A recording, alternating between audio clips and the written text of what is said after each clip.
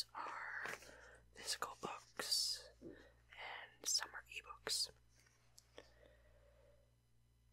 I have a mini goal of 10 books, and I have an extended goal of about 15, give or take. Not all of, most of which are all up in the air, but I have a solid 5 that are definitely on my TBR for this year. I usually do not create TBRs, as usually I just read whatever the heck I want, but this year I kind of want to expand what I'm reading a bit more. So, with that, let's get started. I will let you peeps know what is an audiobook and what is an ebook, and I'll show you the physical books that I have that I'm planning to read. And I'll post whatever physical books I don't have, I'll post a picture of up on the screen somewhere. But let's start with what I am currently listening to, and that is the audiobook of Witches of Ash and Ruin by E. Latimer, and the description is like this. 17-year-old Dana Walsh is struggling to cope with her somatic OCD, the aftermath of being outed as a bisexual in her conservative Irish town, and the return of her long-absent mother, who barely seems like a parent. But all that really matters is her ascending, and finally becoming a full witch. Plans that are complicated when another coven, rumored to have a sordid history with black magic, arrives to town with premonitions of death. Dana immediately finds herself at odds with the bewitchingly frustrating Minor King, the granddaughter of their coven leader. And then a witch turns up murdered at a local sacred site, along with the blood symbol of the Butcher of Manchester, an infamous serial killer whose trail has long gone cold. The killer's motives are enmeshed in a complex web of witches and gods, and Dana and Minor soon find themselves at the center of it all. If they don't stop the Butcher, one of them will be next. So that is what I am currently listening to at the moment. And I'm about iffy on it right now. I'm not sure what to really think about it. But it's an interesting story so far. And the next thing I have on my list of things to read is something I've had on my list for a long time now. I literally pre-ordered this. I haven't read it yet, and I am so ashamed of that. I am so ashamed that I haven't read it yet. But it is Spinner, The Spinner of Dreams by K.A. Reynolds. The summary of which is: Annalise Merriweather, though kind, smart, and curious, is terribly lonely. Cursed at birth by the devious fate spinner, Annalise has always lived a solitary life with her loving parents. Despite her anxiety, Annalise does her best to ignore the cruel neighbors who blame her for the state of their desolate town. But the black mark on her hand won't be ignored. Not when the monster living within it, which seems to have an agenda of its own, grows more and more unpredictable each day. There's only one way for Annalise to rid herself of the curse. Find the fate spinner, the deadly enchantress who holds a secret vendetta against her, and enter the labyrinth of fate and dreams. If Annalise can make it out of the labyrinth alive, she will come face to face with the merciful spinner of dreams, the only one with the power to grant her the dream that lives in the smallest, secretest corner of her longing heart. So with the help of a bespectacled cat who seems to have all the answers, and a nervous fox who promises to stay by her side no matter what, Angellic sets out to undo the curse that's defined her, and to show the world and herself exactly who she is inside.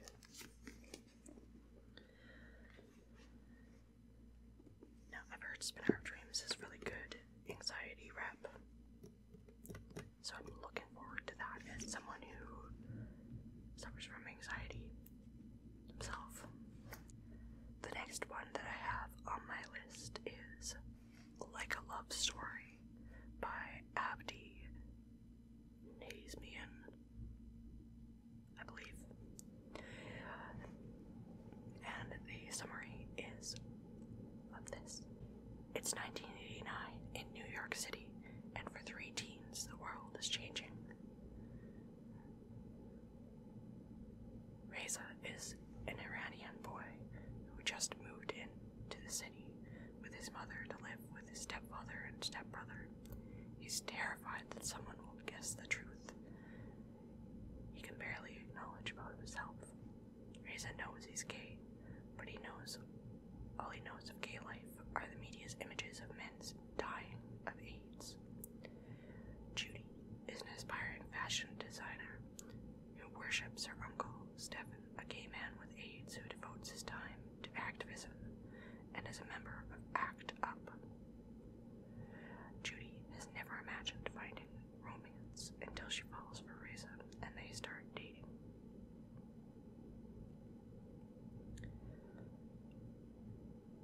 Art is Judy's best friend, their school's only out and proud teen. He'll never be who his conservative parents want him to be, so he rebels by documenting the AIDS crisis through his photographs.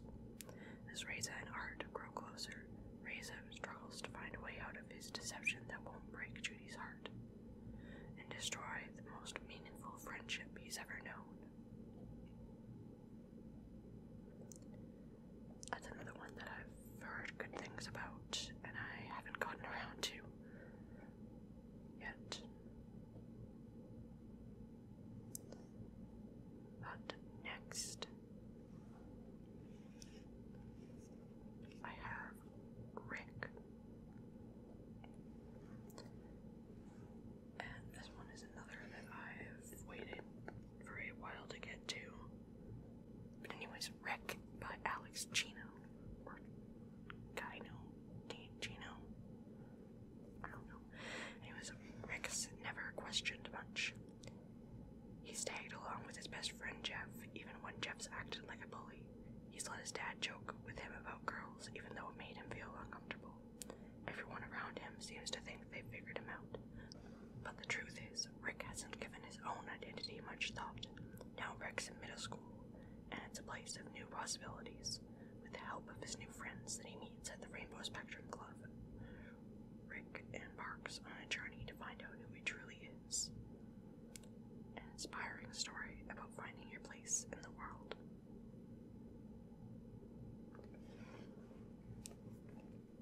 So this is supposed to have some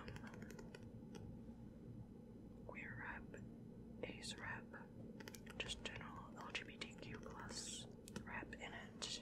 So I'm interested in that from a middle grade perspective.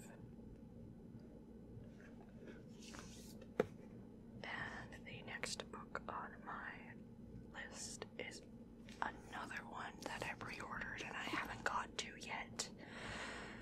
I have heard so many good things about this book. So many. And it is Cemetery Boys by Aiden Thomas.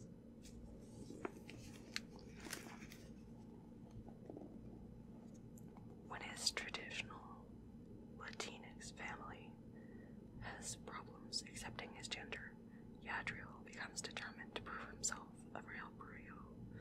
With the help of his cousin and best friend, Maritza, he performs the commences ritual himself, and then sets out to find the ghost of his murdered cousin Miguel and set it free. However, the ghost he summons is actually Julian Diaz, the school's resident bad boy, and Julian is not about to go quietly into death.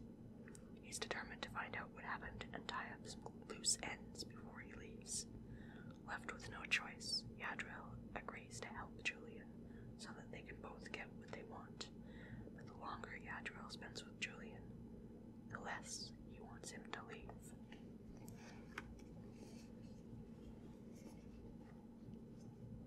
So, I have heard a lot of good things about Aidan Thomas's writing, and their stories in general just seem really interesting, because as you'll be able to see in the upcoming books, or the bonus books that I'm not entirely sure if I'll get to this year or not. Depends on how I feel. I do have another one by Aidan Thomas on my list.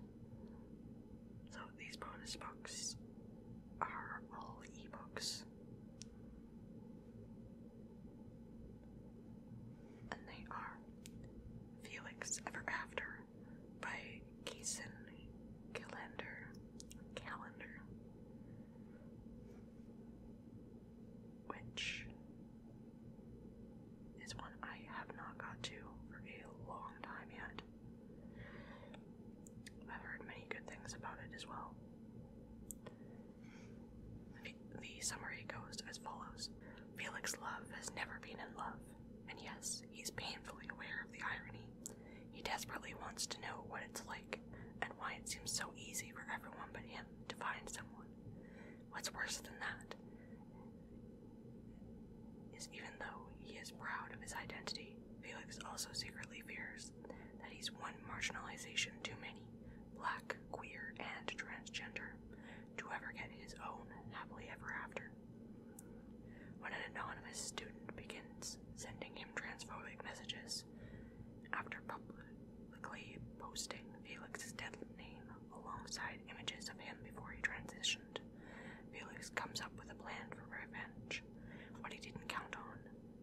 His catfish scenario landing him in a quasi-love triangle. But as he navigates his complicated feelings, Felix begins a journey of questioning and self-discovery that helps redefine his most important relationship, how he feels about himself. The next book on that bonus book list is Radio Silence by Alice Oseman.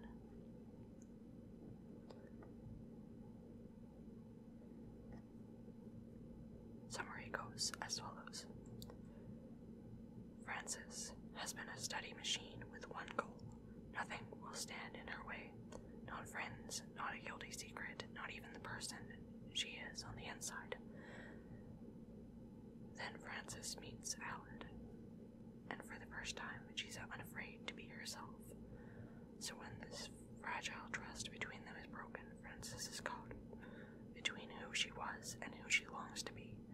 Now Frances has to confront her past, to confess why Karis disappeared.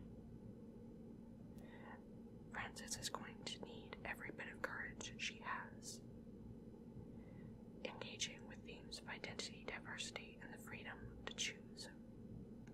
Again, I've heard many good things about this book as well,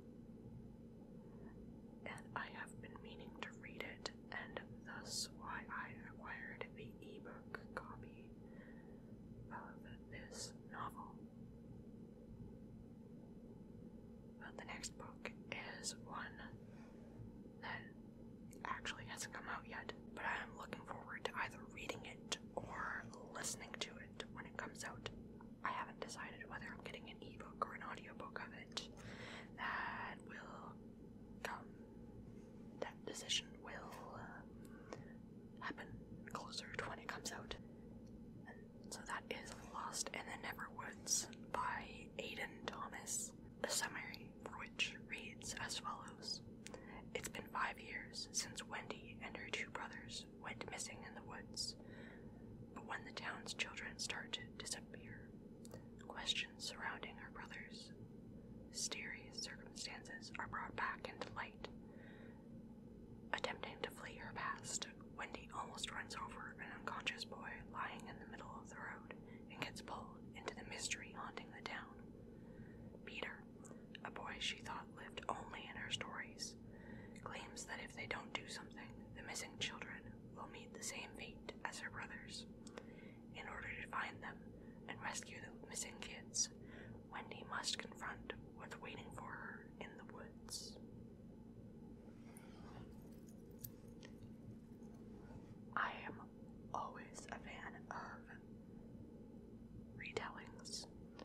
Peter Pan, Aladdin, Beauty and the Beast, anything, Alice in Wonderland. I am always a fan of retellings. I think they can be so creative, so I am really looking forward to getting my hands on Lost in the Neverwoods by Aidan Thomas. My goal is to read Cemetery Boys before this next one comes out in March. But we'll see how that goes, as my TBR is not in any particular order. Not at all. It could be the thing I read after Witches of Ash and Ruin. I'm not sure. But that is the start of my TBR in any case. As you can tell, that's only, 8 books out of 10. So there are so many more that I am looking to read. But these are the ones that I have put in, well, not stone, but let's say hardened clay. Because these could change, but these are the ones that I am hoping to read in 2021.